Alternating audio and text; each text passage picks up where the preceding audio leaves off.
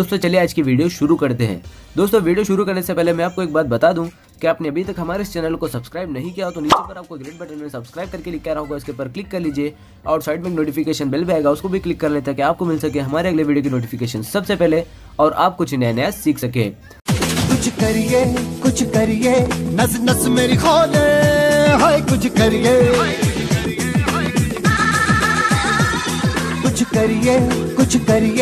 बस बस बड़ा बोले, अब कुछ करिए। ओ कोई तो चल सिद्ध फड़िए, तू बेतरिए या मरिए, हाय कोई तो चल सिद्ध फड़िए, तू बेतरिए या मरिए। चक दे हो चक दे गिंडिया, चक दे हो चक दे गिंडिया, चक दे हो चक दे गिंडिया, चक दे हो चक दे गिंडिया।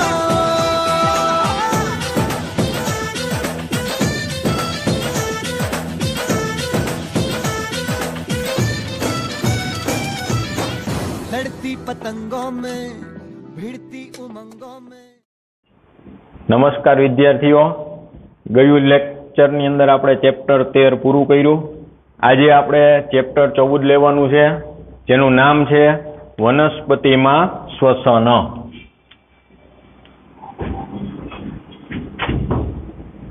ચેપ્ટર 14 વનસ્પતિમાં શ્વસન। ગયા ચેપ્ટરમાં આપણે પ્રકાશ સંશ્લેષણની વાત કરી હતી। આ ચેપ્ટરમાં આપણે શ્વસનની વાત કરવાની છે। તો અહીંયા પ્રશ્ન એ થાય કે ભાઈ વનસ્પતિમાં શ્વસન, તો પહેલા આપણે જોવાની થાય છોકરાઓ પ્રસ્તાવના। પ્રસ્તાવનાની લાંબી છે 13મા ચેપ્ટરની જેમ। આપણે જોઈએ કે શ્વસન તો શું, ઘણા બધા પ્રશ્ન છે। શું વનસ્પતિ શ્વસન કરે? વનસ્પતિ શ્વસન કરે, પેલો પ્રશ્ન એ જ આવે। તો કે ભાઈ વનસ્પતિ શ્વસનની ક્રિયા કરે કે ન કરે, આનો કોઈ સીધો જવાબ છે નહીં। આગળ જોશું એટલે આવશે। શું વનસ્પતિને ઉર્જાની જરૂર પડે?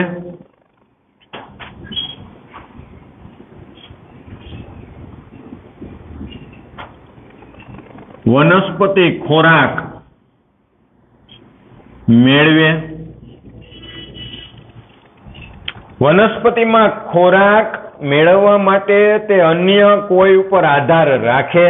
જેમ કે આપણે જ છીએ, આપણે સજીવ છીએ, બરાબર? આપણા શરીરમાં કોઈ પણ ચાલતી ક્રિયા, કોઈ પણ દેહધાર્મિક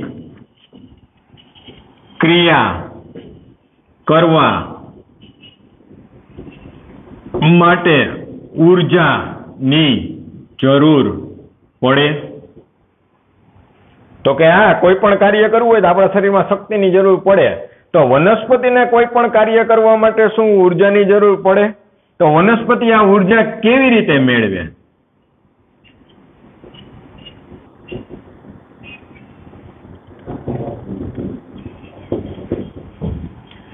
આવા અને આના જેવા બીજા ઘણા બધા પ્રશ્નો, દાખલા તરીકે વનસ્પતિમાં વહન કેવી રીતે થાય?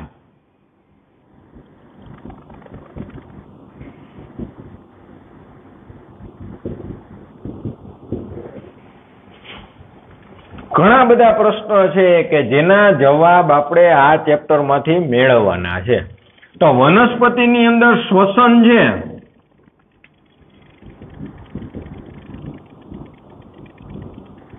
અન્ય સજીવ ની સરખામણીમાં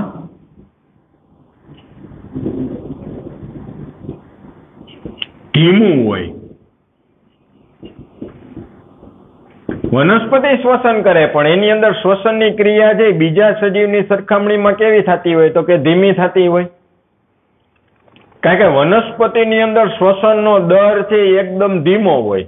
તો વનસ્પતિને કોઈ શ્વસન તંત્ર હોતું નથી। વનસ્પતિમાં શ્વસન તંત્ર હોતું નથી। આપણી અંદર જેમ શ્વસન તંત્ર છે કે ફેફસા છે, શ્વસન છિદ્ર છે, શ્વાસનળી છે, એવું કોઈ એને શ્વસન તંત્ર છે નહીં. તો વનસ્પતિમાં શ્વસન કરે કોણ? તો કે વનસ્પતિના બધા જ અંગો. વનસ્પતિના બધા જ અંગો શ્વસનની ક્રિયામાં ભાગ લે છે. એટલે કે વનસ્પતિની અંદર પર્ણ, પ્રકાંડ અને મૂળ ત્રણેય ભાગ લે. આપણે જોઈ ગયા 5મા પાઠમાં મૂળના વિશિષ્ટ કાર્ય યાદ કરો. એમાં ઓલા શ્વસન મૂળ આવ્યા હતા. ટીવાર રાઇઝોફોરા નામની વનસ્પતિ મેંગ્રુસ પ્રદેશમાં ઉગતી હોય. જમીનની અંદરથી એના મૂળ ક્યાં આવે? જમીનની બહાર આવે. તો મૂળે એમાં શ્વસન કરે, પ્રકાંડે શ્વસન કરે, પર્ણય શ્વસન કરે. તો વનસ્પતિમાં શ્વસન કરવા માટે કઈ રચના હોય? વાત છિદ્રો અને વાયુરંધ્ર. વાત છિદ્રો અને વાયુરંધ્ર દ્વારા વનસ્પતિમાં શ્વસનની ક્રિયા થાય. પર્ણની અંદર વાયુરંધ્ર છિદ્ર હોય, જેની રચના આપણે 6થા ચેપ્ટરમાં જોઈ ગયા હતા. અધિસ્તરમાં આવેલા હોય.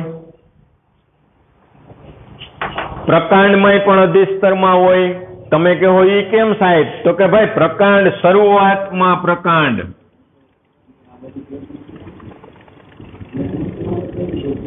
પ્રકાંડ કણું ખરું લીલા રંગનું હોય. ત્યારબાદ તે કાષ્ઠમય બને. તો આવી રીતના તમે જુઓ તો વનસ્પતિની અંદર શ્વસનની ક્રિયા કરવા માટે બે અલગ પ્રકારની રચના હોય. વાત છિદ્રો હોય, વાયુરંધ્રના છિદ્રો હોય, રંધ્રો હોય, જેના દ્વારા એ શ્વસનની ક્રિયા કરે. વનસ્પતિની અંદર પર્ણ દ્વારા મહત્તમ શ્વસન થતું હોય. જેમ વનસ્પતિનો ગ્રોથ વધારે, જેમ વૃક્ષ વધુ ઊંચાઈ વાળું, એમ એમાં પર્ણની સંખ્યા કેવી? તો કે વધારે. જેમ પર્ણની સંખ્યા વધે એમ વાયુરંધ્રના છિદ્રની સંખ્યા શું થાય? વધે. જેમ વૃક્ષ મોટું એમ એની શાખા, કાઉન્સમાં લખાય ડાળી, તો કે ડાળીઓ જેમ વધારે એમ એનો ફેલાવો, એનો વિસ્તાર વધે. તો એમ એની ડાળીઓ શરૂઆતમાં કેવી હોય? શાખાઓ લીલા રંગની હોય. તો એ પણ શ્વસન કરે. તો પ્રાણીઓની સરખામણીમાં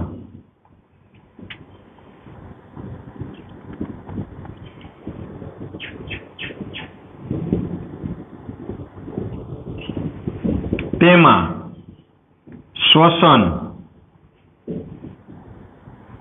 ધીમું હોય છે. પ્રાણીઓમાં જે શ્વસનનો દર છે એના કરતા વનસ્પતિની અંદર શ્વસનનો દર કેવો હોય? ધીમો હોય. આ બધી જ ક્રિયાઓ કરવા માટે એની અંદર વિશિષ્ટ પ્રકારની રચનાઓ આવેલી હોય. આગળ જોઈએ આપણે.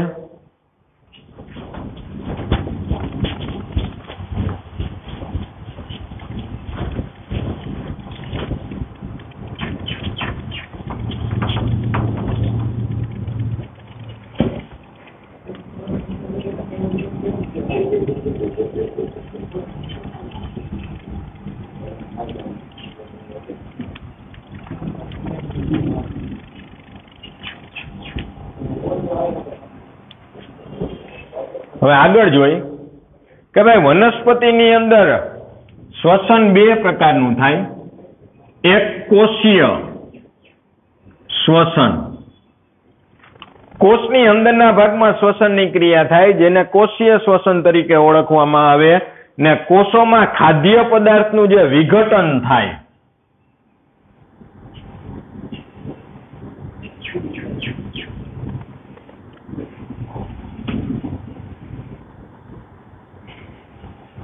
એને કોષીય શ્વસન કહેવાય. દાખલા તરીકે આપણે ખોરાક લીધો, ખોરાકનું થયું પાચન, પચેલા ખોરાકમાંથી પોષક તત્વો શોષાણા. આ પોષક તત્વો છે એ કોષની અંદર દાખલ થાય ત્યારે તેનું જટિલ બંધારણમાંથી એકદમ સરળ સ્વરૂપમાં રૂપાંતર થઈ ગયું હોય ને એમાંથી આપણો સેલ, આપણો કોષ છે એ શું મેળવે? પોષણ મેળવે. તો દરેક વનસ્પતિ છે એની અંદર કોષો આવેલા છે. આપણે જોયું કોષો ભેગા થઈને પેશી બને છે. પેશીઓ ભેગી થઈને પેશી તંત્રનું નિર્માણ થાય છે ને પેશી તંત્ર ભેગા થાય એટલે શું બને છે? તો કે અંગો. અંગોમાં મૂળ, પ્રકાંડ અને પર્ણ. સજીવની સરખામણીમાં જોઈએ તો અહીંયા ચાર્ટની અંદર વિવિધતા આવે. આપણી વાત કરી પ્રાણીઓની તો કહેવાય કોષો. કોષો ભેગા થાય પેશી, પેશી ભેગી થાય અંગ, અંગ ભેગા થાય અંગતંત્ર, અંગતંત્રો ભેગા થાય એટલે દેહનું નિર્માણ થાય. તો આખું બોડી છે એ દેહ છે, આપણે લીધેલો ખોરાક જે પાચન તંત્રમાં જાય એટલે અંગતંત્ર,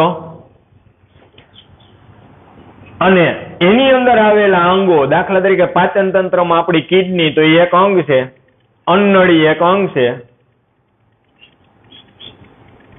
જઠર. તમને એમ થાય સાહેબ કિડની કા બોલ્યા? તો કિડની ઇનડાયરેક્ટ રીતે પાચન તંત્ર સંકળાયેલી જ છે. આપણે જે ખોરાક લીધો એ ખોરાકની અંદર જે વિષારી દ્રવ્ય આવેલા છે, નકામા ખનિજ છે, જેને દૂર કરવાનું કામ કિડની કરે છે. એટલે કોઈ અંગતંત્ર સ્વતંત્ર હોતું નથી, એકબીજા હારે જોઈન્ટ જ હોય છે. ઈ આપણા શરીરમાંથી નકામા પદાર્થનો નિકાલ કરે છે. તો આમ દરેકે દરેક રચના છે એની અંદર શ્વસનની ક્રિયા ભાગ લઈએ ત્યારે જ એમાંથી ઉર્જા મુક્ત થાય. ખોરાક લઈ લીધો, પાચનની ક્રિયા થઈ, જો શ્વસન ન થતું હોય તો ઉર્જા મુક્ત થતી નથી. આપણે જ્યારે જમતા હોય ત્યારે આપણા શરીરમાંથી ઉર્જા વપરાય, જમતા હોય ત્યારે. એટલા માટે જમતા હોય ત્યારે આપણને ગરમી વધુ થાય. જમી લીધા પછી 4 કલાકે કે 5 કલાકે સંપૂર્ણ ખોરાકનું પાચન થઈ જાય. પાચન થાય પછી આપણને એમાંથી મેક્સિમમ શક્તિ મળે. એટલે જેટલી આપણી ઉર્જા ગઈ હોય એના કરતા વધુ ઉર્જા ઉત્પન્ન થાય. આ ઉત્પન્ન થતી ઉર્જા છે એટીપી ના સ્વરૂપમાં સંગ્રહ પામે.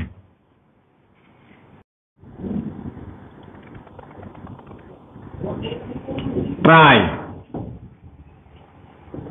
ફોસ્ફેટ, 3 ફોસ્ફેટના અણુ આવેલા હોય એટલે એડિનોસાઇન ટ્રાયફોસ્ફેટ.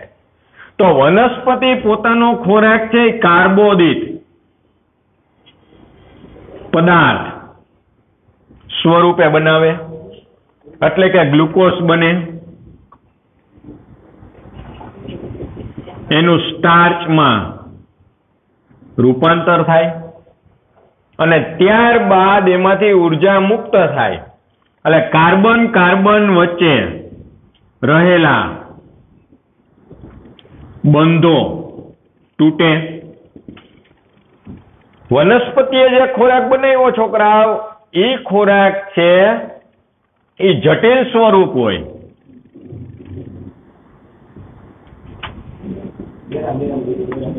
ટ્રાયસેકેરાઇડ.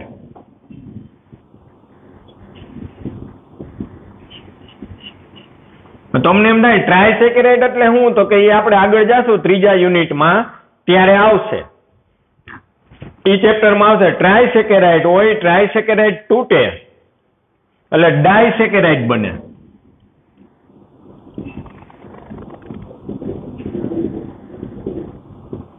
અને ઈ તૂટે ત્યારે મોનોસેકેરાઇડ.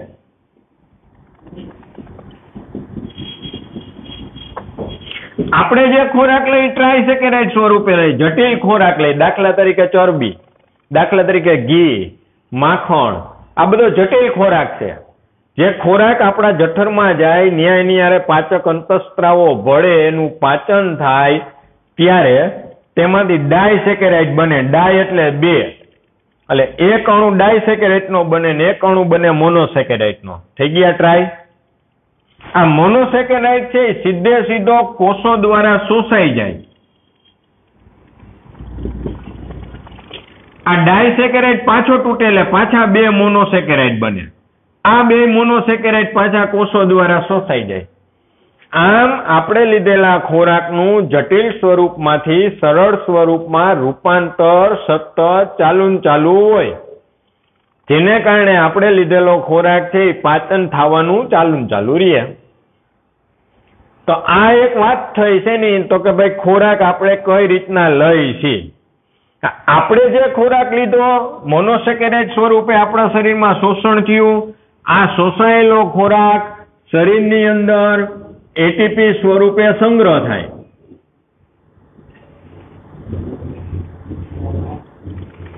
સંગ્રહિત એટીપી સ્વરૂપે જે ખોરાક છે એકત્રિત થાય છે તે બધા જ ખોરાકનો ઉપયોગ શરીર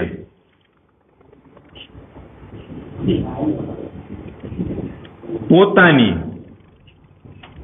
દેહધાર્મિક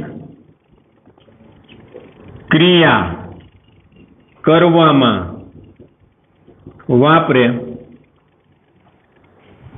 શરીર શ્રમ કરે ત્યારે એની અંદર સંગ્રહ થયેલી એટીપી સ્વરૂપનો શક્તિનો જથ્થો વપરાતો જાય. આપણે શ્રમ કરીએ એટલે આપણને થાક લાગે અને ભૂખનો અહેસાસ થાય, કારણ કે જે જથ્થો હતો એ બધો શું થયો? વપરાઈ ગયો. રેડી? આ રીતની આખી ઘટનાક્રમ છે એ સતત શું રહે? ચાલુ રહે. પણ કોઈ પણ સજીવ હોય,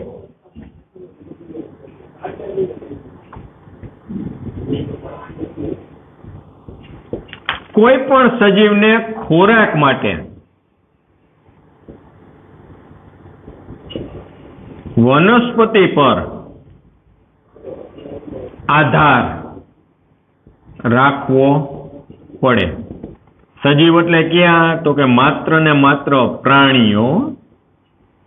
બાકી સજીવમાં તો વનસ્પતિ આવે એ નહીં. કોઈ પણ પ્રાણીઓ ને ખોરાક માટે વનસ્પતિ ઉપર આધાર રાખવો પડે. પણ આમાં પણ છોકરાઓ અપવાદ છે, એ જોઈએ આપણે આગળ.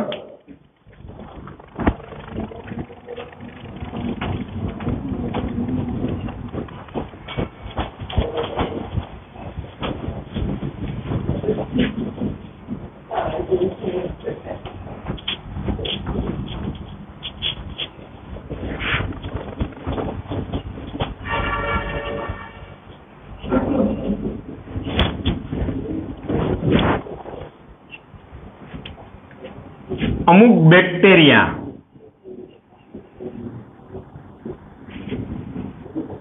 અને એક કોષીય સજીવ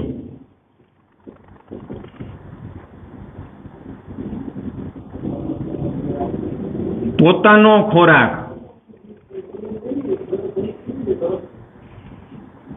જાતે બનાવે. અમુક પ્રકારના બેક્ટેરિયા અને અમુક પ્રકારના એકકોષી સજીવો છે જે પોતાનો ખોરાક જાતે બનાવે છે, કારણ કે એમની અંદર હરિતકણ આવેલા છે.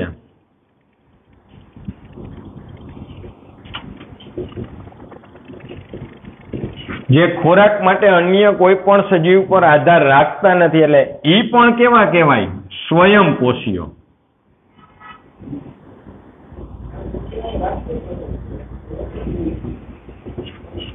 વનસ્પતિની જેમ તે પણ પોતાનો ખોરાક જાતે બનાવવાની ક્ષમતા ધરાવે જ છે. હવે આ ચેપ્ટરમાં આ બધી થઈ આપણી પ્રસ્તાવના. હવે આ ચેપ્ટરના ટોપિક તો કે શું વનસ્પતિઓમાં શ્વાસોશ્વાસની ક્રિયા થાય? પહેલો ટોપિક, શું વનસ્પતિમાં શ્વાસોશ્વાસની ક્રિયા થાય છે? વનસ્પતિ શ્વાસોશ્વાસની ક્રિયા કરે છે. બીજો મુદ્દો છે ગ્લાયકોલિસિસ. આ બધા ટોપિક છે.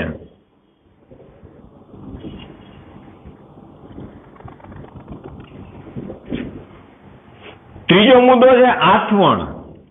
આ ગ્લાયકોલિસિસ છે એક મોટી ક્રિયા છે જેમાં ગ્લુકોઝને દાખલ થાય, ગ્લુકોઝનું પાચન થાય અને પ્રક્રિયાને અંતે એક ગ્લુકોઝના અણુમાંથી પાયરુવિક એસિડના 2 અણુ બને.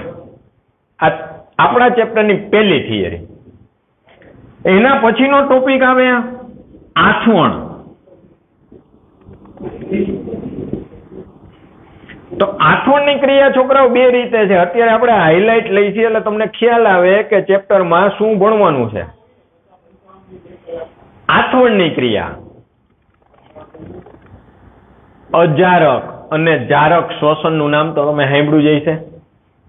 આથવણની પ્રક્રિયામાંથી જ્યારે ખોરાક પસાર થાય ત્યારે એના બંધારણમાં ફેરફાર થાય અને પ્રક્રિયામાંથી ઇથેનોલ ને આલ્કોહોલ ને એવું બધું નિર્માણ પામે. એટલે એના પછીનો એનો ટોપિક થાય જારક શ્વસન. જારક શ્વસનના પાછા છોકરાઓ 2 પ્રકાર પડે. એક અજારક શ્વસન ને બીજો પ્રકાર પડે જારક શ્વસન. અજારક શ્વસન એટલે એમાં ઓક્સિજનની ગેરહાજરીમાં શ્વસનની ક્રિયા થાય તો એને અજારક શ્વસન કહેવાય. એ આથવણ છે. ને જારક શ્વસન તો કે ઓક્સિજનની હાજરીમાં થાય. જારક શ્વસનની અંદર પાછો એક પેટા ક્રિયા આવે ક્રેબ્સ ચક્ર.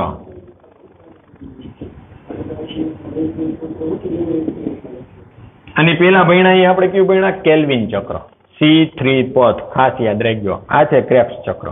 એટલે ગ્લાયકોલિસિસની પ્રક્રિયા દરમિયાન જે ગ્લુકોઝમાંથી 2 પાયરુવિક એસિડના અણુ બન્યા હોય ને એ 2 પાયરુવિક એસિડના અણુ છે એ ક્રમશઃ વારાફરતી જારક શ્વસનમાં જાય, ત્યાં જઈને ક્રેબ્સ ચક્રમાં જાય ને તે દરમિયાન તેમાંથી ઘણા બધા એટીપી બને ને NADPH2 નું નિર્માણ થાય.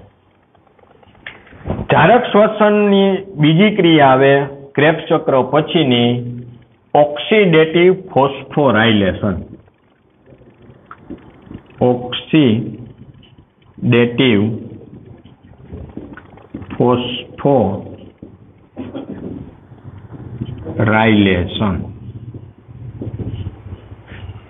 હવે ગ્લાયકોલિસિસમાં બનેલા એટીપી, ક્રેબ્સ ચક્રમાં બનેલા એટીપી ને ઓક્સિડેટિવ ફોસ્ફોરાયલેશનમાં બનેલા એટીપી, આ 3 પ્રક્રિયા દરમિયાન કેટલા એટીપી બન્યા અને કેટલા NADPH2 બન્યા, કેટલા FADH2 બન્યા, NADPH2 માંથી કેટલા એટીપી બન્યા, FADH2 માંથી કેટલા એટીપી બન્યા, આ બધાનો જે હિસાબ કરવાનો થાય, આખો એનો હિસાબ છે એને કહેવામાં આવે શ્વસન સંતુલન ચાર્ટ.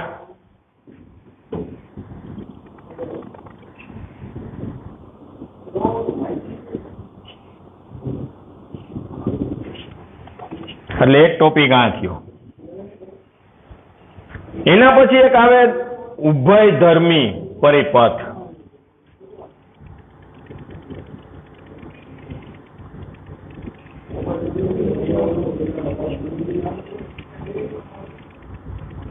જેની અંદર આપણે લીધેલો ખોરાક, દાખલા તરીકે ચરબી નું આથમણ કઈ રીતના થાય, ક્રેબ્સ ચક્રમાં એ દાખલ થાય છે, ગ્લાયકોલિસિસની પ્રક્રિયામાં દાખલ થાય છે, કઈ રીતના છે એ સમજવાનું આપણે ન્યા છે. ને છેલ્લે આવે છે છોકરાઓ શ્વસનાંક.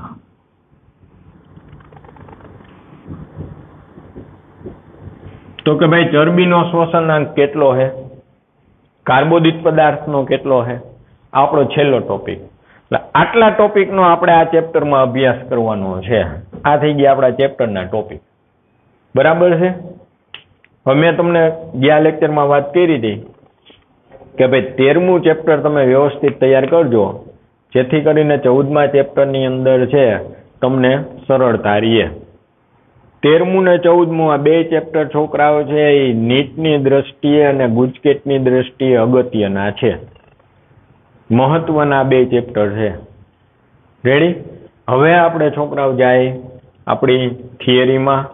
પહેલી થિયરી આપણી વનસ્પતિમાં શ્વાસોશ્વાસની ક્રિયા થાય છે. પહેલો આપણા ચેપ્ટરનો આ ટોપિક થયો. અહીં સુધીની જે વાત હતી એ હતી આપણી પ્રસ્તાવના.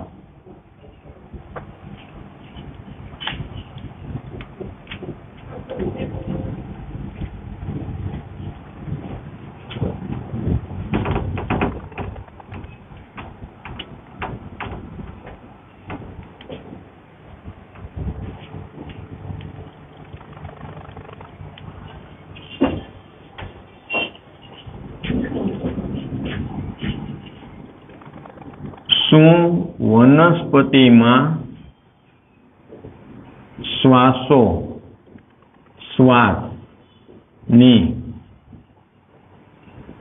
ક્રિયા થાય છે? આ છે આપણી પહેલો ટોપિક. તો કે આનો જવાબ દેવો સરળ નથી. વનસ્પતિમાં શ્વાસોશ્વાસ ની ક્રિયા નો ઉત્તર સરળ નથી. આપણને બધાને ખબર છે કે શ્વાસોશ્વાસ જ્યારે શબ્દનો આપણે ઉપયોગ કરી એટલે એમાં શ્વાસ લેવાની વાત આવે અને ઉચ્છ્વાસ બહાર કાઢવાની વાત આવે. તો વનસ્પતિમાં શ્વાસોશ્વાસ, તો જ્યારે શ્વસનની ક્રિયા થાય ત્યારે શ્વાસ અને ઉચ્છ્વાસ.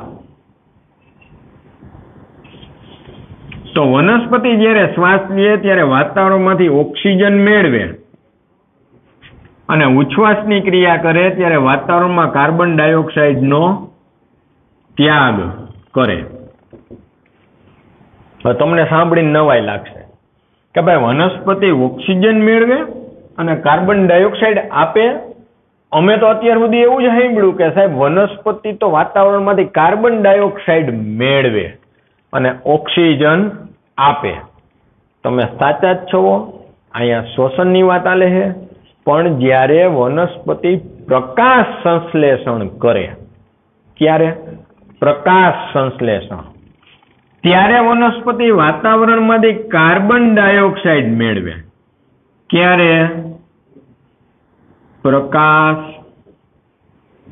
સંશ્લેષણ ની ક્રિયા દરમિયાન વાતાવરણમાંથી કાર્બન ડાયોક્સાઇડ મેળવે CO2 અને વાતાવરણમાં O2 નો ત્યાગ કરે. થોડીક અટપટી વાત છે, આનો જવાબ સીધો ન આવે. શ્વસનની ક્રિયામાં એ વાતાવરણમાંથી ઓક્સિજન મેળવે આપણી જેમ જ, અને ઉચ્છ્વાસની ક્રિયામાં વાતાવરણમાં કાર્બન ડાયોક્સાઇડનો એ ત્યાગ જ કરે. પણ પ્રકાશ સંશ્લેષણમાં આખી ઘટના ઊંધી થઈ જાય. ત્યારે તે કાર્બન ડાયોક્સાઇડ મેળવે, ઓક્સિજનનો ત્યાગ કરે. તો આનું મેન્ટેન કેમ થાય, આ બેલેન્સ જળવાય કેમ? તો જ્યારે વનસ્પતિ પ્રકાશ સંશ્લેષણ કરતી હોય ત્યારે એને કાર્બન ડાયોક્સાઇડ લીધો. પ્રક્રિયા દરમિયાન ઓક્સિજન ઉત્પન્ન થયો. આ ઉત્પન્ન થયેલો ઓક્સિજનનો એ ત્યાગ કરે. તો કયા ઓક્સિજનનો? વધારાના. વધારાના એટલે શું? તો કે પ્રક્રિયામાં જે કાંઈ ઓક્સિજન ઉત્પન્ન થયો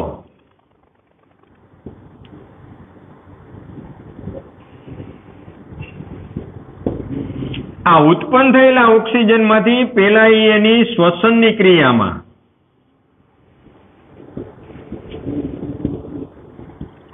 જોઈતો O2 વાપરે. એને જેટલો ઓક્સિજન જોઈ છે શ્વસન કરવા માટે તે વાપરે, ઉત્પન્ન થયો હોય તેમાંથી. હવે એની પાસે જે વધારાનો પદાર્થ છે, ઓક્સિજનનો જથ્થો જે વધારાનો છે, તેના માટે નકામો છે, બિનઉપયોગી છે. તો દેહની અંદર જે પદાર્થ બિનઉપયોગી છે, વધારાનો છે, કાંઈ કામનો નથી, એને કહેવાય ઉત્સર્ગ પદાર્થ. એવા ઉત્સર્ગ પદાર્થનો એ શું કરે? વાતાવરણમાં ત્યાગ કરે, એટલે વધારાના ઓક્સિજનનો ત્યાગ કરે. એને જોતો તો એ તો એને વાપરો. ક્લિયર? ક્યારે? પ્રકાશ સંશ્લેષણ દરમિયાન. શ્વસનમાં એવું જ થાય. એને શ્વસનની ક્રિયામાં વાતાવરણમાંથી ઓક્સિજન મેળવો, શ્વસનની ક્રિયા થઈ એટલે કાર્બન ડાયોક્સાઇડ શું થયો? ઉત્પન્ન થયો. CO2 ઉત્પન્ન થાય. અહીંયા આ પ્રક્રિયાને ધ્યાનમાં લ્યો. CO2 ઉત્પન્ન થયો. આ ઉત્પન્ન થયેલા CO2 માંથી પોતાની દેહધાર્મિક ક્રિયામાં એટલે પ્રકાશ સંશ્લેષણની ક્રિયામાં એને જેટલો CO2 નું જોઈ છે એટલો એ અંદરથી જ મેળવી લે. હવે ઘટે છે એટલો જ શ્વસન કરવા શું કરે? બહારથી લે. એટલે ઉત્પન્ન થયો એમાંથી જોતો હોય એટલો પ્રકાશ સંશ્લેષણ માં વાપરે. હજી એને ઘટે છે તોય બહારથી મેળવે. સમજાણું? એટલે આ બે પ્રક્રિયા અટપટી છે. તમારે એટલું જ યાદ રાખવાનું છે, શ્વસન કરવા માટે વનસ્પતિ વાતાવરણમાંથી ઓક્સિજન મેળવે, કાર્બન ડાયોક્સાઇડનો ત્યાગ કરે. પ્રકાશ સંશ્લેષણ કરવા માટે વનસ્પતિ વાતાવરણમાંથી કાર્બન ડાયોક્સાઇડ મેળવે અને ઓક્સિજનનો ત્યાગ કરે. તમે પ્રાથમિકમાં હતા ત્યારે કારણ આવતું કે રાત્રિ દરમિયાન વૃક્ષ નીચે સૂવું હિતાવર નથી. તેનો મતલબ શું થયો? તો કે રાત્રે પ્રકાશ સંશ્લેષણની પ્રક્રિયા છોકરાઓ કેવી હોય? બંધ હોય. તો રાત્રે પ્રકાશ સંશ્લેષણની પ્રક્રિયા બંધ છે તો આ દરમિયાન તે કાર્બન ડાયોક્સાઇડ વાપરશે નહીં. ત્યારે માત્ર શું કરતી હોય? શ્વસન કરતી હોય. એટલે ઓક્સિજન ખેંચતી હોય, કાર્બન ડાયોક્સાઇડનો ત્યાગ કરતી હોય. કારણ કે રાત્રે સૂર્યપ્રકાશ ન હોય. સૂર્યપ્રકાશ ન હોય તો તમને હવે ખ્યાલ જ છે, 13મો પાઠ તમે ભણી ગયા છો. ચક્રીય કે અચક્રીય ફોટોફોસ્ફોરાયલેશન થશે? નહીં થાય. ચક્રીય અચક્રીય ફોટોફોસ્ફોરાયલેશન ન થાય તો પ્રકાશ સંશ્લેષણની ક્રિયા થતી નથી. એટલે રાત્રિ દરમિયાન વનસ્પતિ છે એ કાર્બન ડાયોક્સાઇડનો ત્યાગ કરે. તેની નીચે આપણે સૂતા હોય તો ત્યાં એના જે ઘેરાવો છે એમાં આવેલો ઓક્સિજન તો એ બધો વાપરતી હોય, ત્યાં નીચે શું નાખે? કાર્બન ડાયોક્સાઇડ જ નાખે. તો આપણને ઓક્સિજન મળે નહીં. એટલે રાત્રિ દરમિયાન વૃક્ષ નીચે સૂવું હિતાવર નથી.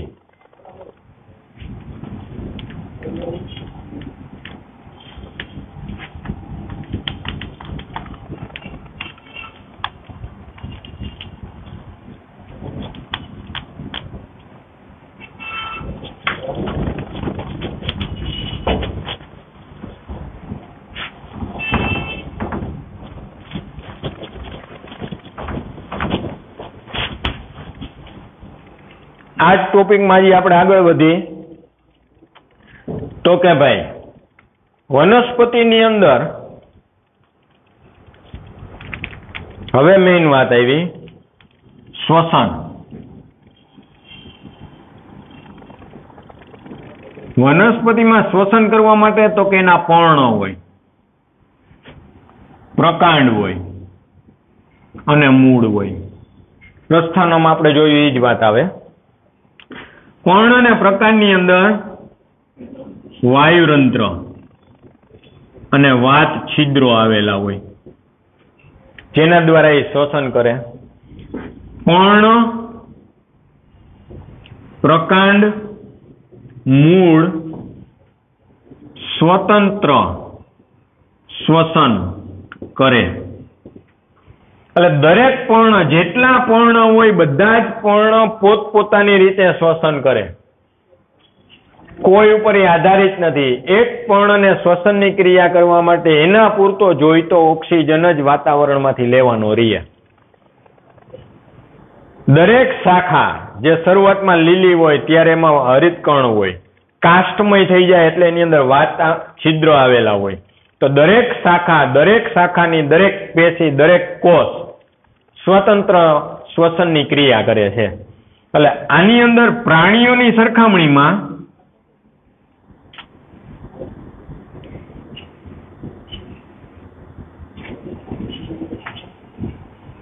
શ્વસન દર નીચો આવે, કારણ કે એને સ્વતંત્ર ઘટના કરી ને. જ્યારે આપણી અંદર શ્વસન દર ઊંચો આવે, કારણ તો કે આપણે સ્વતંત્ર શ્વસન થતું નથી. આપણી અંદર ફિક્સ એક તંત્ર આવેલું છે, શ્વસન તંત્ર. એ તંત્રને આખા બોડીની અંદર આવેલા બધાય કોષો સુધી શ્વસન કરવાનું છે. એટલે દરેક કોષ સુધી ઓક્સિજન પહોંચાડવાની જવાબદારી એની એકની છે. એટલે આપણામાં શ્વસન દર કેવો હોય? ઊંચો હોય. આનામાં શ્વસન દર કેવો હોય? નીચો હોય. હવે જ્યારે આપણે શ્વસનની ક્રિયા કરી ત્યારે આપણા શરીરમાંથી ઉર્જા શું થાય? વપરાય.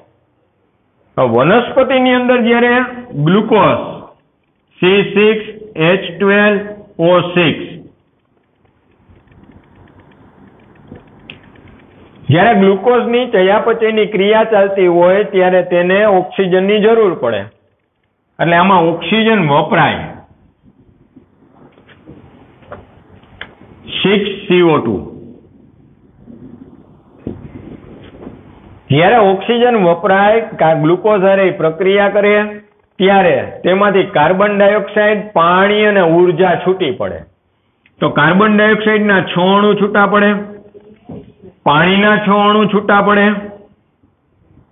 અને ઉર્જા એટલે કે શક્તિ 686 કિલો કેલેરી જૂલ ઉર્જાનો ત્યાગ થાય. તમારે આવી ગયું 10માં ક્યાંક આવી ગયું હશે જારક શોષણ ને અજારક શોષણ, પ્રાણી કોષ શ્વસનની ક્રિયા. હવે તમે એક વસ્તુ જુઓ તો આ જે આપણે અહીંયા ડાયાગ્રામ દોર્યો છે, આ ડાયાગ્રામ પ્રમાણે સમીકરણ પ્રમાણે આપણે વાત કરી તો 13મા ચેપ્ટર જેવું જ છે. ત્યાં આપણે એવું કહેતા હતા કે ગ્લુકોઝના 6 અણુ પાણીના 6 અણુ આરે પ્રક્રિયા કરે, કાર્બન ડાયોક્સાઇડના 6 અણુ પાણીના 6 અણુ આરે પ્રક્રિયા કરે એટલે ગ્લુકોઝનો અણુ બને અને ઓક્સિજન મુક્ત થાય. ત્યાં જ પ્રક્રિયા થઈ. પણ અહીંયા ગ્લુકોઝમાં જે શક્તિ રહેલી છે એ શક્તિ ઉર્જા સ્વરૂપે ત્યાગ થાય. આ ઉર્જાનો ઉપયોગ પ્રાણીઓ અને વનસ્પતિઓ પોતાની દેહધાર્મિક ક્રિયામાં કરે અને એમાંથી શક્તિ મેળવે. આમ શ્વસનની ક્રિયા દરમિયાન શક્તિ વપરાય. શરૂઆતમાં પ્રક્રિયાને અંતે પાચનની ક્રિયા થાય. આ પાચન થયું કહેવાય ને, કોનું? તો કે ગ્લુકોઝનું. ગ્લુકોઝના અણુને તોડ્યો તમે એટલે પાચન થયું. પાચનની ક્રિયા દરમિયાન જેટલી શક્તિ વપરાણી હોય એના કરતા અનેક ગણી શક્તિ છે એ પાછી શું થતી હોય? ઉત્પન્ન થતી હોય. એટલે જ મેં તમને હમણાં સ્ટાર્ટિંગમાં લેક્ચરના શરૂઆતમાં જ મેં તમને કીધું કે આપણે જ્યારે જમતા હોય ત્યારે આપણને ગરમી વધારે થાય, કારણ કે તે દરમિયાન આપણા શરીરમાંથી ઉર્જા શું થતી હોય? વપરાતી હોય. તમે જમી લ્યો, તમે લીધેલા ખોરાકનું 4 થી 5 કલાકમાં સંપૂર્ણપણે પાચન થઈ જાય ત્યારે જેટલી શક્તિ આપણે વાપરી હોય એના કરતા અનેક ગણી પાછી શું થઈ જાય? ઉત્પન્ન થઈ જાય. આ ચેપ્ટરમાં આપણે ઈ ભણવાનું છે કે આખી શ્વસનની ક્રિયા થઈ જાય એટલે કે ગ્લાયકોલિસિસ થઈ જાય, ક્રેબ્સ ચક્ર થઈ જાય, ઓક્સિડેટિવ ફોસ્ફોરાયલેશનની ક્રિયા થાય. આ 3 પ્રક્રિયામાંથી આ ગ્લુકોઝનો અણુ પસાર થાય ક્રમશઃ ત્યારે ટોટલ આપણને 38 એટીપી મળે. કેટલા?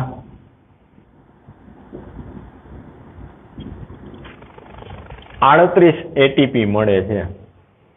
અને ખાલી વપરાય છે કેટલા? તો કે 2 એટીપી વપરાય અને 38 ઉત્પન્ન થાય. કઈ રીતે? તો એ તો જ્યારે ક્રમશઃ આપણે થિયરી લેતા જશું તે મુજબ આપણને ખ્યાલ આવતો જશે. શ્વસનની ક્રિયા દરમિયાન ઓક્સિજનનો ઉપયોગ થાય અને કાર્બન ડાયોક્સાઇડનો શું થાય? ત્યાગ થાય. ખાસ યાદ રાખજો, વનસ્પતિમાં અત્યાર સુધી તમે એક જ વાક્ય સાંભળ્યું છે કે ભાઈ વનસ્પતિ છે કાર્બન ડાયોક્સાઇડ મેળવે, ઓક્સિજન આપે. આ જ સાંભળ્યું છે. પણ એ શેમાં? પ્રકાશ સંશ્લેષણમાં. શ્વસનમાં વનસ્પતિ ઓક્સિજન મેળવે અને કાર્બન ડાયોક્સાઇડ આપે. રેડી? અહીં સુધી આગળ. હજી જો આને ડીપમાં આપણે જોવામાં આવે ને આની હજી જો આપણે ચર્ચાઓ આગળ કરીએ તો ઓક્સિજન વનસ્પતિને કાયમી માટે પર્યાપ્ત માત્રામાં મળતો નથી. ઓટું માત્રામાં મળતો નથી. તો એને જે ઓક્સિજનની ઘટ આવે, શોષણ કરવા માટે ઓક્સિજનની ઘટ આવે, એનો એ ક્યાંથી ઘટ પૂરી કરે? તો એ ઘટ પૂરી કરવા માટે તે પ્રકાશ સંશ્લેષણની બાય નિપજ એટલે પ્રકાશ સંશ્લેષણની ક્રિયા કરે. તે દરમિયાન જે ઓક્સિજન ઉત્પન્ન થાય છે, મેં તમને હમણાં કીધું એમ, એ ઓક્સિજન એ વાપરે. હવે એની પાસે જે વૈધો એનો એ ત્યાગ કરે. રેડી? આવતા લેક્ચરથી આવતા પીરિયડમાં આપણે ચેપ્ટરની મેઇન થિયરીમાં જાશું, જેનું નામ છે ગ્લાયકોલિસિસ.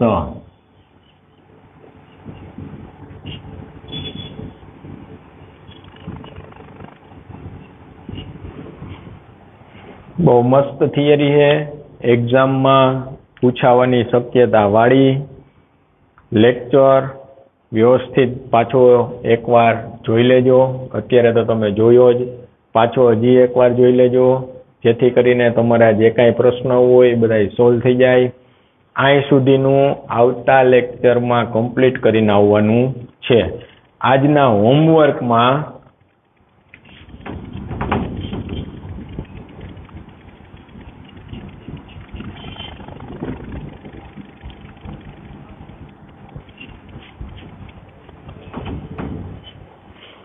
વનસ્પતિઓ શ્વાસોશ્વાસ કરે છે, આ આખી થિયરી